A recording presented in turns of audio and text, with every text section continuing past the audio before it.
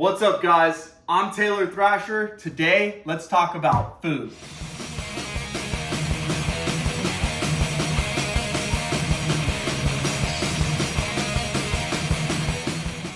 All right, first, let's talk about protein. A lot of my people are always asking me, dude, what do you eat protein-wise to keep your fats low? So in general, fish, shrimp, chicken, yogurt, and whey. Those are gonna be kind of your leanest forms of protein. Every single day, I eat ground beef. And it's not crazy lean, it's not the expensive whatever. I go to Costco, I buy the big styrofoam thing that's wrapped up of 8812 ground beef. I separate it out with the food scale and I put it in these food containers from Amazon. I weigh it out so that it's roughly about what I want quantity wise when it's cooked. So right now, let's just say, for example, I'm getting 14 ounces of cooked ground beef out of 18 ounces raw. So I measure 18 ounces and then I keep those macros set up for a couple of weeks. So I know that for a couple of weeks, my macros are gonna be dialed and I can weigh it out the same way as far as ground beef goes. Because those are the meals that I take with me to work. Generally, like if we're leaving on the weekend to go out for the day, unless there's leftover like chicken from the night before, it's ground beef. I'll still put it in those same thermoses you guys see me use on Instagram. I eat ground beef every day. Another protein source that I eat almost every day is chicken. Chicken breast specifically. We love grilled chicken for dinner. Goes great with shrimp. So if you guys are looking to pair it with something, maybe you're sick of plain chicken, I eat a lot of shrimp. There is so much protein in shrimp, it's crazy. And it's super duper lean. So shrimp is a great one. Another one is fish. We'll sometimes do fish and shrimp. We'll usually do fish on its own. Sometimes in fish tacos, if I get more carbs from the tortillas, I can do like a fish taco. If I'm trying to keep it leaner, I can do a fish taco bowl, which is just gonna be fish, cabbage, tomatoes, jalapenos, cilantro, like that kind of thing. So we'll do a lot of fish, shrimp. We love shrimp. Greek yogurt. For those of you guys that follow me on Instagram, you guys see my nightcap every single night. It's literally Greek yogurt and whey protein mixed together. And it's pretty much straight protein. It's like 49 grams of protein. I think it's 13 grams of carbs and like one gram of fat. Let's see, half a gram. And then this probably has 0. So it comes out to like 1 gram of fat probably. Super duper good. It's delicious. It's straight protein. So if anybody's struggling to hit their number, it's straight protein, but also to hit their number without any added fats, this is the way to do it. This is the way to do it. This is the way to do it. Another good one is tuna, canned tuna. That's a good one that's quick. So if you're in a pinch or you know that you need to go grocery shopping, let's say you're out of ground beef, you forgot to defrost it, canned tuna is a great one to go to. There's more sodium in it. So people that want to avoid sodium for different reasons, you would want to avoid eating too much of this.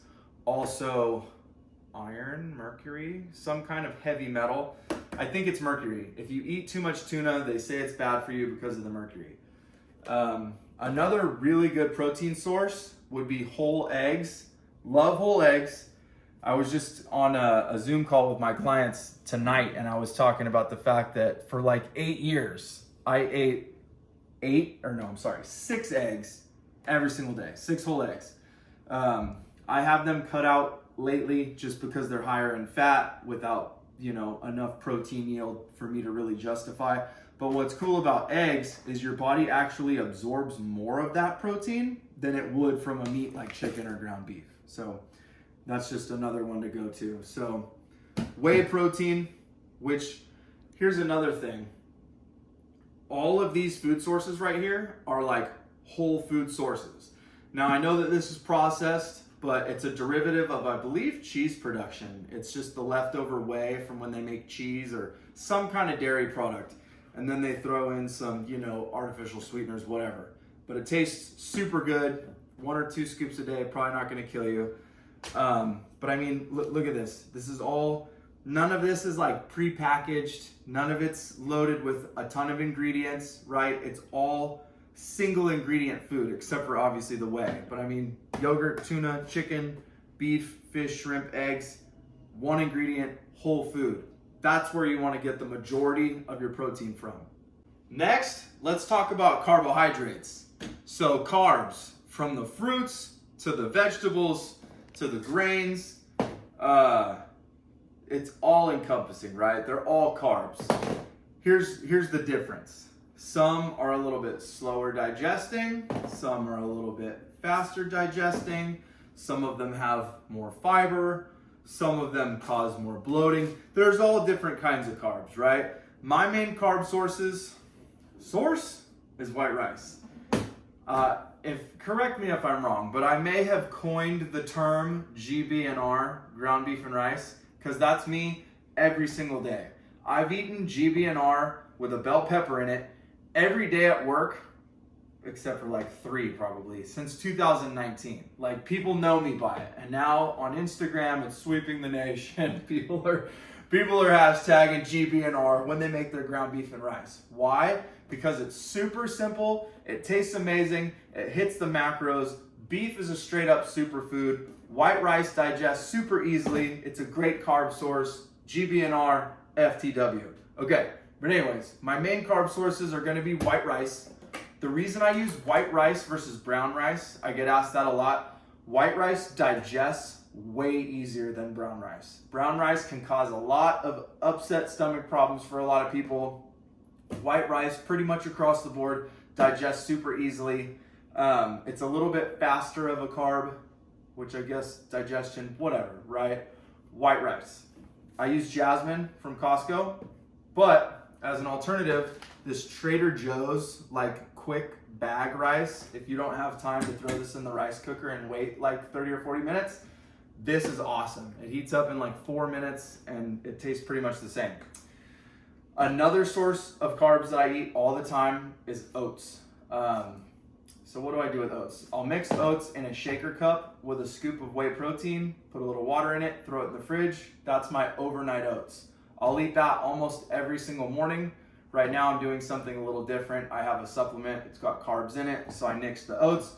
But oats are great, and they're good pre-workout too. I've found that a half cup, like an hour and a half before your workout is like primo. You're not overly full, gives you still a good pump in the gym, and it really starts your day off right. It kind of keeps you satiated for a while.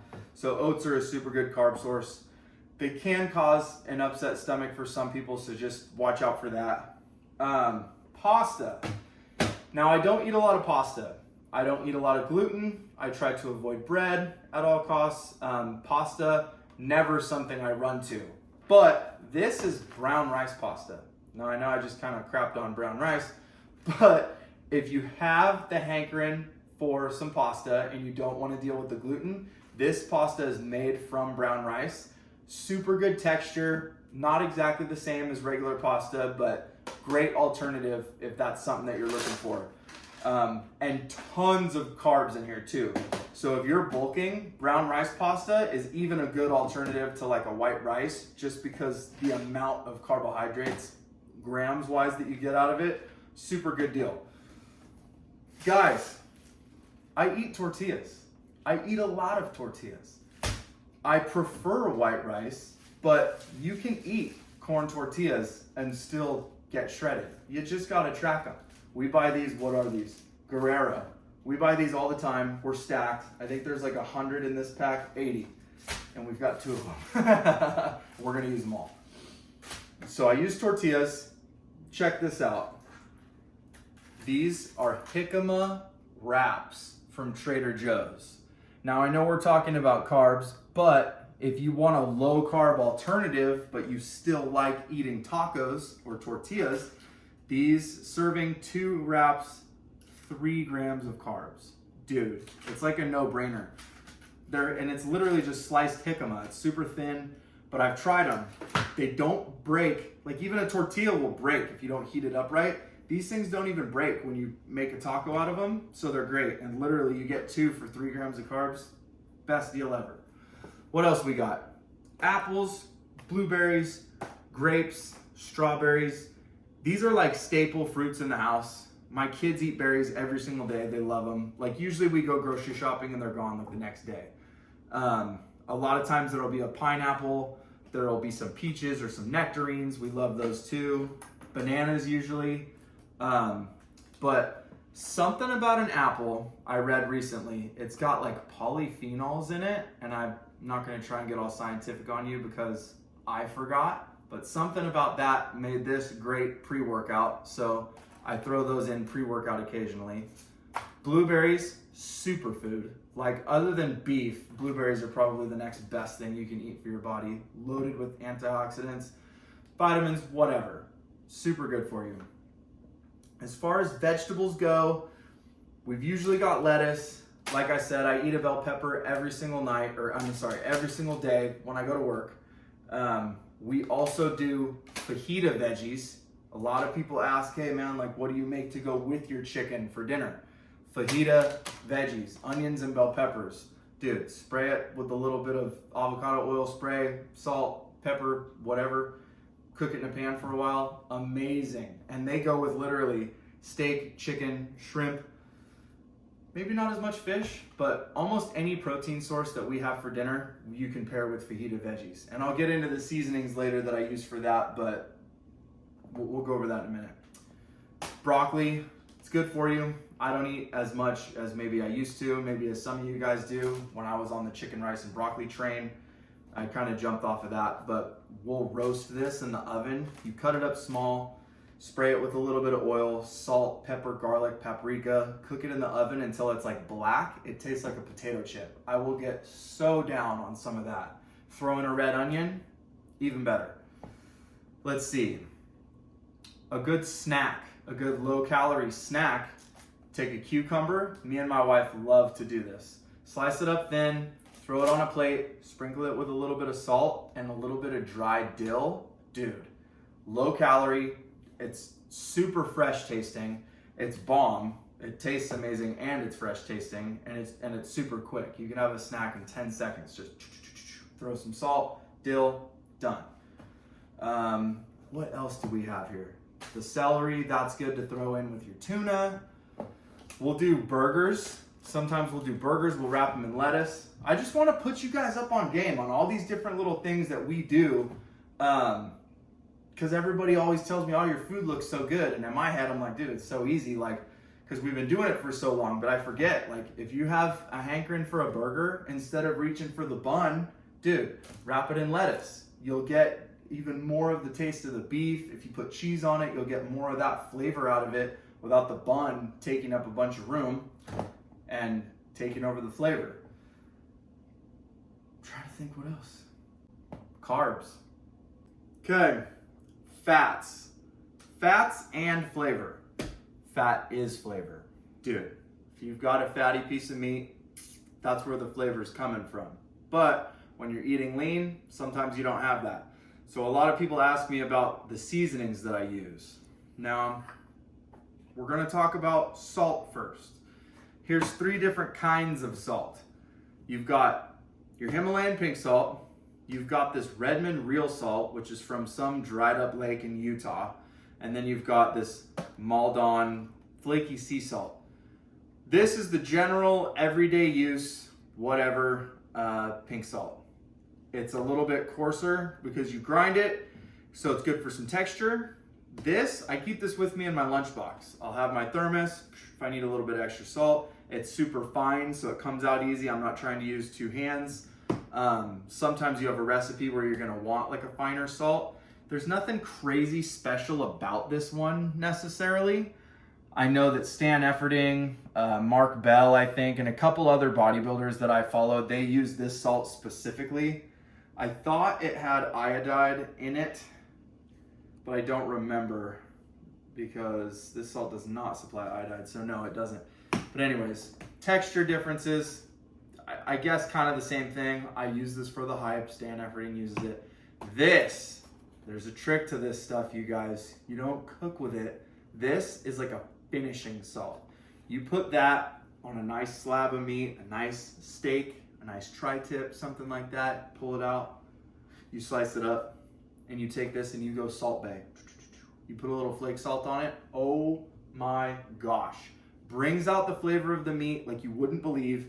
It's huge. I mean, like the size of my pinkies, some of them. Huge flakes of this awesome, just perfect salt. Me and my wife love it.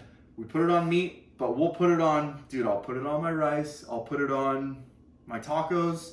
It just adds, something about it just adds so much flavor. So that's salt, like by itself. So another thing about sodium, because we eat mostly whole foods that are not coming in a package, they're not processed, they don't have a big laundry list of ingredients, that means that they're not full of sodium from the factory, right? A lot of the meat that we buy, it's fresh, it's not frozen, so it hasn't been injected with that sodium. It's okay to add salt. I know that people are so scared of salt because of high blood pressure and all this stuff, but salt is absolutely necessary for muscle contraction, hydration, vascularity, like dilation of the blood vessels. Like salt is actually really, really good for you, and your body needs sodium. People that eat junk food, they get too much sodium and they get the wrong kind of sodium. This is absolutely necessary. They're necessary minerals, like I said, for hydration. So you want to be using salt. Do not be afraid of salt, especially if you're eating a mostly whole food diet. So enough about that. Here we have stuff like cinnamon. Cinnamon has some health benefits. I use it for the flavor mostly. I'll put that on my nightcap sometime that I talk about, the Greek yogurt with the protein powder. You can throw that on there. When I do my oatmeal, some of you guys, if you follow me on Instagram, you might have seen me cook up oatmeal. I'll stir in the whey protein powder, kind of like I do with the yogurt. And my buddy Brad, Reliant Fitness, he calls it his morning mush. So if I make morning mush, sometimes I'll dice up an apple, I'll put it in there, I'll throw cinnamon. It tastes like apple pie. It's amazing. We got onion powder, garlic powder, ground cumin, paprika, and chili powder right here. These are my main staples. Write that down. Chicken, shrimp, beef, fish, anything. Chili powder, onion powder, garlic powder, ground cumin, and paprika, along with some salt. That is all you need for any protein source. You're gonna put on the grill, you're gonna put in the broiler, you're gonna cook in a pan. Everybody asks me what I season my stuff with. It's this every day. There's a couple barbecue rubs I have if I'm doing something fun like a tri-tip or a brisket, which I don't do that very often, but these are the staples that I use every single day. You guys want some calorie-free flavor? Dude, lime. We squeeze lime on almost every meal. Well, almost every dinner, I should say. Lunch and dinner, you could have lime. Because it's usually, like I said, some kind of Mexican influence, fajitas, whatever. Any protein that we have, it's usually accompanied with a white rice, these seasonings, sliced limes, jalapeno, cilantro, onion, tomato. It's like a Mexican feast at our house every single night. Okay, I was talking about fats. Fats are super important for your diet. If you're not getting them from a meat source or something like an avocado, and you need something to cook with, you have to use one of these four. There's a couple other things. You could use beef tallow. You could even use pork lard. Pork lard is going to be better than just regular butter that you're going to buy in the store. But these are our staples. We've got Kerrygold grass-fed Irish butter, which is amazing. And if you haven't tried this, dude, it tastes like cheese. Like, it tastes so good compared to the weird white greasy butter that you get from the grocery store. This stuff is like yellow. Like, it's like this color when you pull the stick of butter out. It's awesome. Extra virgin olive oil. Not really to be cooked with. Once you heat this up, it can go rancid pretty quick. You don't want to be eating rancid oil. That's what your seed oils are, by the way. So this is good. You can pour it over rice. You can use it in like a salad dressing. Pour it over some tomatoes. Olive oil, super good. Avoid cooking with it. Avocado oil, on the other hand, this is the spray kind, which is super useful in place of Pam or whatever other cooking spray you might have, because guaranteed it's canola oil or some kind of seed oil. This is a high heat oil. So this is the spray version. We have the liquid kind. If we make anything fried in this house, yeah, obviously fried isn't best case scenario, but we use the best oil to do it. So it's a better case scenario. We use avocado oil. You can get it up to those high heat temperatures. You can fry stuff in it, but you're not getting all the nasty carcinogens that you're getting from something like a canola oil or a seed oil. Another one is coconut oil. This is supposed to be super good for you. I read something recently that said that farmers back in the day were trying to fatten up their pigs with coconut oil, and they started feeding it to them, and they all started getting lean and muscular. So they switched because coconut oil wasn't doing the trick, which means for us humans, when we want to be lean and muscular, coconut oil is the way to go. What we'll do sometimes, I know I don't eat a lot of bread, but I learned this from my grandpa. You take sourdough bread, which is the kind of bread that I'll go for if I'm going for some bread. But anyways, I digress. Sourdough bread, spread a little coconut oil on it, put it on the grill, and make a cheeseburger out of it. Dude, my wife is smiling at me right now. That's Grandpa Jim through and through. That is a Grandpa Jim burger. And I don't know what it is about it. It might sound weird. It might even taste weird to you guys because you didn't grow up on it, but it's bomb. So we've gone over the oils. We've gone over the flavor, the limes, the seasonings. Now, two more things I have to talk about. Well, I guess just two different versions. This is a chicken bone broth bought in a box from the store. This is a homemade beef bone broth, which is literally like a jelly in there. It's so thick from the collagen. If you guys are dealing with gut health issues, this is definitely something that I would include. Ways that you can use it. I will literally use this in place of water to make my rice sometimes. If it calls for 2 cups of water, I might go for a cup of water or a cup of chicken bone broth. This beef bone broth, I had a coffee mug of it the other day. I literally heated it up, put some salt in there, and I just sipped on it because there's so much collagen and just whatever comes from the bones and any leftover muscle tissue and stuff like that. I could really get into it if I reminded myself of all the benefits, but I know that there's just so many benefits of bone broth, and it's really been shown, I guess, to heal up some people's, IBS, just, gut things that you might be dealing with. It's easy on the gut and it's restorative. So we've pretty much gone over everything that we buy at the grocery store that's in my pantry 90-something% of the time. We've gone over the protein, we've gone over the carbs, went over the fat sources, all the seasonings, the essential minerals, some gut health. I hope this helped you guys out. I'm Taylor Thrasher. Stick around for more videos. Thank you so much for liking, for subscribing, for commenting. You guys are great. You guys make me want to keep pushing doing this kind of thing. So thank you. Stay strong. I'll see you next time.